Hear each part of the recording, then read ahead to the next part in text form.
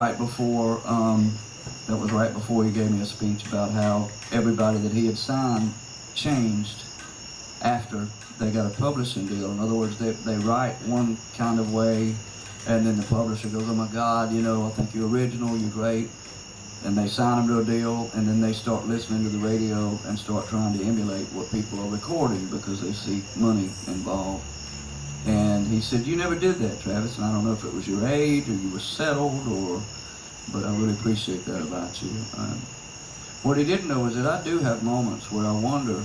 See, these people, the publishers, he's not been my publisher for a while now. It's really the best publisher I ever had. It's just so great. And knew how to ask really good questions and taught me about the songwriting aspect of things, and I learned so much from him, and he's still a good friend to this day. But there are some publishers that they call it a pitch sheet, and it bounces around Nashville and it goes to all the publishing companies. The record labels, when they're getting ready to do a record on an artist, they will send out what's called a pitch sheet or a tip sheet. They send it to all the publishing companies, and it'll have a list of artists and what they're looking for. And it'll say something like, Keith Urban, single, so they're looking for a single, They got all the singles they need, this guy just needs a ballad, is all he's looking for. And some of those people would knock on the door when I would show up to write, and they'll say something like, "Look, hate to bother you, I know you're creating, but Tim McGraw's making a record in 2 weeks, and he's looking for a fast tempo song with a positive message, preferably about a truck or a beach." So, not trying to put a bug in your ear or anything like that, but if you could write a fast hit, say Thursday at 10 o'clock, that would be really awesome.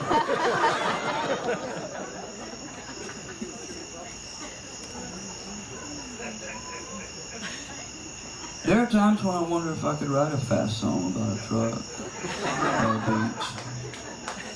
And it always seems to line up with when my rent is due.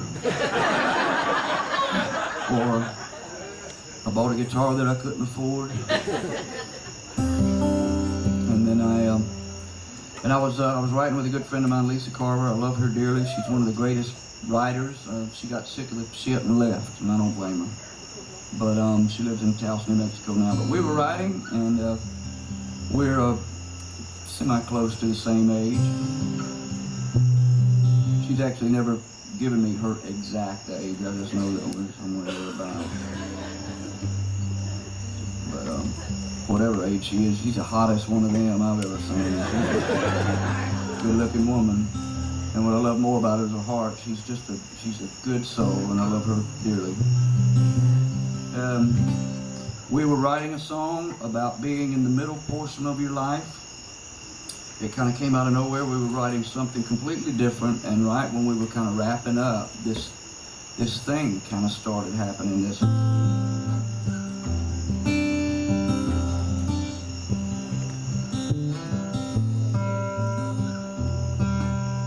And these words started kind of coming, and we got a verse out of it, and I said, "This is what we're supposed to be writing." So we booked another session. We got back the next day, and or the next available opportunity, and we pulled that out, and then we started going over that. And then I started doing something that I very rarely do. I started trying to fix lines. And I would say, like, usually I'm a big believer that these songs are bigger than all of us, and they have the power to heal and to give hope where you feel like there's no hope. And I find it very difficult to take too much credit on something that I know I'm not smart enough to do. I just happen to apparently be a pretty good conduit. I mean, I have a certain skill set. I'm not saying I'm, an idiot. There's some things I can do because I've been doing it for a very long time. But I still believe the songs, they want to be born, and they kind of like their own entity, their own story that they want somebody to tell. And usually whatever that is, whether it's rock or pop or whatever the song wants to be, I never try to pin it down to be something, to change it from what it's wanting to be. And then that's Travis the writer. Then Travis the artist picks out his favorite ones and puts them on records. And that's only 2 people on the committee. You should see some of the other people in there. I mean, it's noisy in there.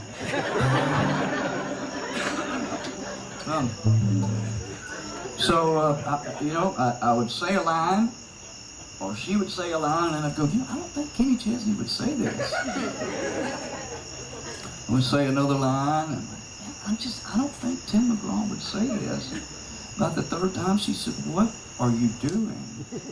And I said, well, I'm trying to make us some money, dadgum. I mean, don't you want some money? It's like, yeah, but I didn't come in here to write a truck song. Good Lord, I came in here to write a Travis song. That's why I'm in here, because I want to write one of those, meaty things that you're, kind of known for doing. And I apologized, and when she gave me permission to be myself, this is the song that we wrote.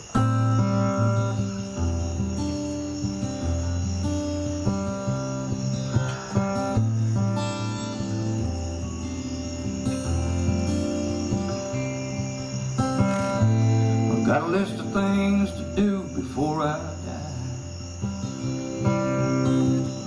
If we laid them one on top of the other, they'd stand about 3 feet high. The devil in the details, crossing T's and dotting I's. Sure made it easy, putting off getting around to my unfinished business.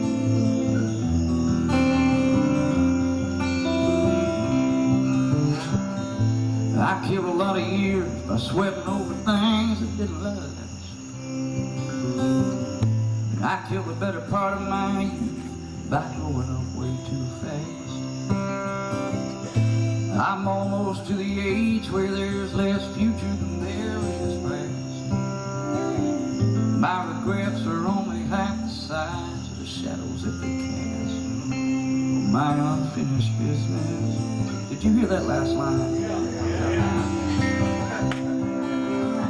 I got songs that I still ain't sung, old nights I still ain't won, things I need to teach my son concerning wisdom, itches that I still ain't scratched, doors on closets I still ain't latched, and fish I need to catch. I may leave tired, but I ain't leaving with unfinished.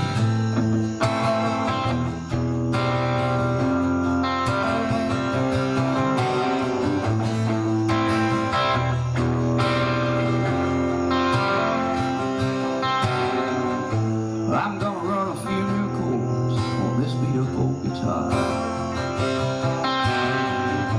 I'm gonna get strong enough to not be ashamed of my old star. I'm gonna run my engine hard despite all the missing parts. Spend the last of my years trying to finish when I start unfinished business.